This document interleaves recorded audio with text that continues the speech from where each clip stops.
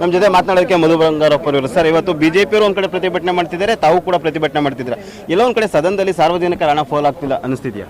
ನಾನು ಹೇಳ್ತಾ ಇದ್ದೀನಿ, ಅದು ಪೋಲ್ ಆಗಬಾರ್ದು ಅಂದರೆ ಇದನ್ನ ಡಿಸ್ಕಷನ್ ಮಾಡಬೇಕು. ಡಿಸ್ಕಷನ್ ಅರ್ಥಪೂರ್ಣವಾಗಿ ಮಾಡಿದಾಗ ಸರ್ಕಾರನೂ ಕೂಡ ಸಮರ್ಥವಾಗಿ ಉತ್ತರ ಕೊಡ್ತಕ್ಕಂಥದ್ದನ್ನು ನಾವು ಕೊಡ್ತೀವಿ ಅಂತೇಳಿ ಮಾನ್ಯ ಮುಖ್ಯಮಂತ್ರಿಗಳು ಹೇಳಿದ್ದಾರೆ. ಪದೇ ಪದೇ ನಾವು ಕೂಡ ಹೇಳ್ತಾ ಇದ್ದೀವಿ.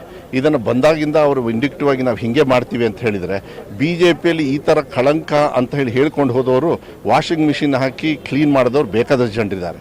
ನಾವು ಅದ್ರ ಬಗ್ಗೆ ಬೇಡ. ಇವತ್ತು ಬರದ ಛಾಯೆ ಇದೆ. ಬರದಲ್ಲಿ ನಮಗೆ ಸಹಕಾರ ಬೇಕಾಗ್ತದೆ, ಚರ್ಚೆ ಆಗಬೇಕು. ಒಂದು ಒಳ್ಳೆ ನಿರ್ಧಾರ ತಗೊಂಡು ಕೇಂದ್ರ ಸರ್ಕಾರದಲ್ಲೂ ಕೂಡ ಸಹಕಾರ ತಗೊಳ್ತಕ್ಕಂಥದ್ದು ವ್ಯವಸ್ಥೆ ಮಾಡಬೇಕಾಗತ್ತೆ. ಅದಕ್ಕೆ ಭಾಳ ಪ್ರಾಮುಖ್ಯತೆಯನ್ನು ಕೊಡಬೇಕಾಗತ್ತೆ.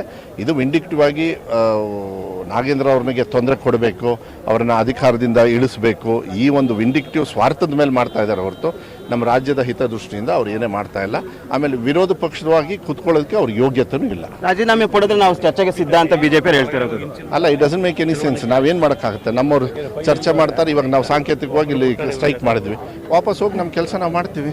ಸಿದ್ದರಾಮಯ್ಯ ಕಾಲದಲ್ಲಿ ರಾಜೀನಾಮೆ ಪಡೆದಿದ್ದಂತೇನು ಡಿ ಕೆ ಶಿ ಅವರ ಕಾಲದಲ್ಲಿ ಸಿಎಂ ಸಚಿವ ಸ್ಥಾನ ಕೊಟ್ಟಿರೋ. ಹೌದು, ಅವರೆಲ್ಲರೂ ಕೂಡ ಅವ್ರಿಗೆ ಪನಿಷ್ಮೆಂಟ್ ಆಗಿ, ಅದು ಏನು ಪನಿಷ್ಮೆಂಟ್ ಅಂದರೆ ಅವ್ರು ಏನೇನು ಕಾನೂನುಬದ್ಧವಾಗಿ ಹೋರಾಟ ಮಾಡಿದ್ದಾರೆ. ಇವತ್ತು ಚರ್ಚೆ ಮಾಡಿದಾಗ ತಾನೇ ಅದು ಗೊತ್ತಾಗೋದು.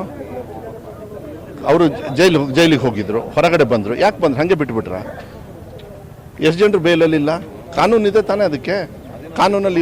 ಕಾನೂನಲ್ಲಿ ನಾಗೇಂದ್ರ ಅವರು ಅಧಿಕಾರವನ್ನು ತಗೊಳ್ಬಾರ್ದು ಅಂತ ಏನಾರು ಇದೆಯಾ? ಅದು ಬಿ ಜೆ ಪಿಯವ್ರ ಕೈಯಲ್ಲಿದೆಯಾ? ಅದಕ್ಕೆ ಹೇಳೋದು, ಅದನ್ನು ಕಾನೂನುಬದ್ಧವಾಗಿ ಚರ್ಚೆ ಮಾಡಿದರೆ ಅದು ಒಳ್ಳೇದಾಗ್ತದೆ. ಸಿಬಿಐ ಪ್ರಾಸಿಕ್ಯೂಷನ್ ಕೂಡ ಕೇಳಿರೋಂಥದ್ದು. ಪ್ರಾಸಿಕ್ಯೂಷನ್ ಆಗಬೇಕು ತಾನೆ. ಕೇಳಿದ ತಕ್ಷಣ ಕೆಟ್ಟವ್ರು ಆಗ್ಬಿಡ್ತಾರ? ಯಾರು ಹೇಳಿದ್ದಾರೆ? ಇಷ್ಟು ಮಧು ಬಂಗಾರಪ್ಪ ಅವರ ಮಾತು. ಕ್ಯಾಮರಾ ಪರ್ಸನ್ ರಾಜು ಜೊತೆ ಕೇಸ್ ಮಾಡ್ತಾನೆ, ಫ್ರೀಡಮ್ ಟಿವಿ, ಬೆಂಗಳೂರು.